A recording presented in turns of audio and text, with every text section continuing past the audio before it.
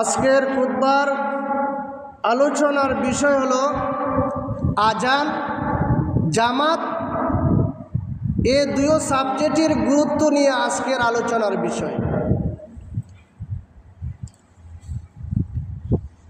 আমি পবিত্র কালামে পাকের সূরা বনী ইসরাইলের ৭৮ নং আয়াত তেলাওয়াত করেছি। এই আয়াত এবং দয়াল নবীজির অসংখ্য হাদিস মোবারক থেকে ছোট্ট একান হাদিস শরীফ পেশ করেছি। যদি আল্লাহ পাক রব্বুল আলামিন কোরআন এবং হাদিস সম্পর্কে কয়েকটা কথা বলার শক্তি দান করেন, তাহলে আপনাদের সামনে তুলে ধরব। ওমা তৌফিক ইল্লা বিল্লাহ। আমরা অনেকে বলি নামাজের কথা, ৫ ওয়াক্ত নামাজ দে, এই নামাজের কথা কোরআনে নাই। কারা বলে? যারা বেনমাজি, যারা নামাজ পড়তে চায় না, যারা আল্লাহকে সেজদা দিতে চায় না, যারা আল্লাহ এবং রাসূলের দুশমন। যে নামাজের জন্য দয়াল নবীজি এত কষ্ট করেছেন, ওই নামাজকে কিভাবে বাদ দেওয়া যায়, এটাই নিয়ে কিছু নবীর দুশমনেরা, যাতে নামাজ পড়তে হয় না, এই নিয়ে তারা আলোচনা করে সমাজের সাধারণ মানুষকে নামাজ থেকে বিরত রাখার জন্য তারা বলে কোরআনে নামাজ নাই। অনেকে তারাবির নামাজ ২০ রাকাত থেকে কমাইতে চায় ৮ রাকাত, কদিন পরেও নাই কইব। এগুলো হলো নবীর দুশমন। নবীর দুশমন আগেও ছিল, এখনো আছে। টুপি পাঞ্জাবি লাগাল ঠিকই আছে, কিন্তু তারা হইল এজিদি মুসলমান, তারা সুন্নি মুসলমান না, হুসাইনি মুসলমান না।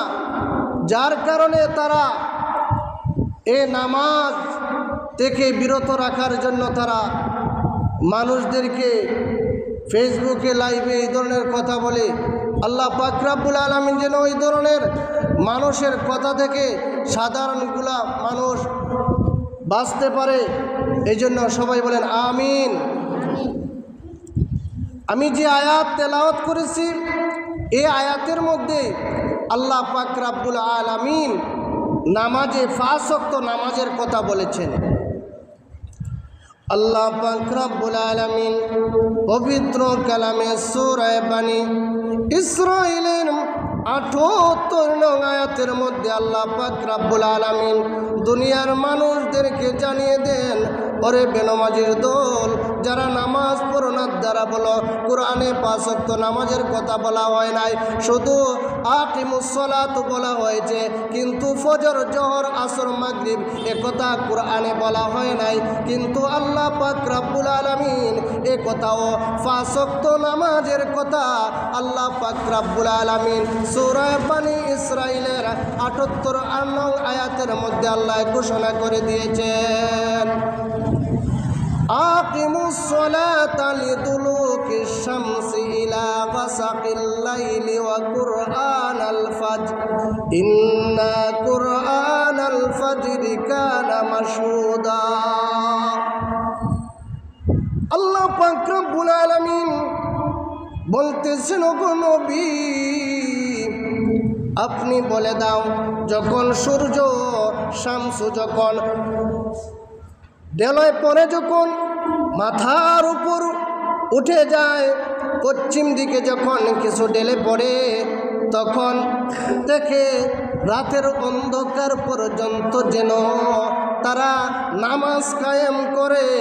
এর তাফসিরের মধ্যে এসেছে, এই সূর্য ডলে পড়া থেকে অন্ধকার, রাতের অন্ধকার পর্যন্ত, একথা দ্বারা বুঝায় জোহর, আসর, মাগরিব ও এশার নামাজ, ৪ ওয়াক্ত নামাজকে বোঝানো হয়েছে।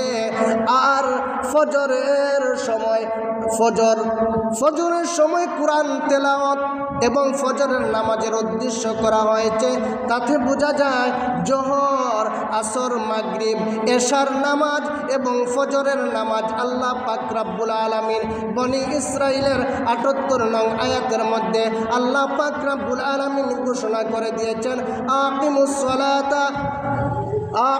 সালাতা লিদুলুকি শামসি ইলা গাসাকিল লাইলি ওয়া কুরআনাল ফাজর ইন্না কুরআনাল ফাজরি কানা মাশহুদা। আল্লাহ ৪ ওয়াক্ত নামাজের কথা বলেছেন আর ফজরের সময় বলেছেন তোমরা কোরআন তেলাওয়াত করো, কারণ ফজরের সময় রহমতের সময়, এই সময়ে তোমাদের কোরআন তেলাওয়াতের কারণে আল্লাহ পাক রব্বুল আলামিন ফেরেশতাদেরকে পাঠান এবং ফেরেশতাদেরকে সাক্ষী রাখেন যে আল্লাহর বান্দারা পবিত্র ফজরের সময়ে পবিত্র কোরআন তেলাওয়াত করেছে। বলেন সুবহানাল্লাহ। ও দুনিয়ার মানুষ, যারা বেনামাজি নামাজ পড়ে না তাদের দলিল হলো তোমরা নামাজ কোরআনে নাই, কিন্তু তারা এই আয়াতে ব্যাখ্যা করে দেখে না। আল্লাহ পাক রব্বুল আলামিন এই আয়াতের মধ্যে ৫ ওয়াক্ত নামাজের কথা উল্লেখ করে দিয়েছে। তাহলে আমাদের কি সন্দেহ আছে এখন নামাজ পড়তে? কি তাহলে আপনারা সন্দেহ তো নাই? দলিল আছে? কোরআনের উপরে কোনো দলিল আসেনি? নাই। চাপাবাজদের কথা এখানে গ্রহণ করা হবে না।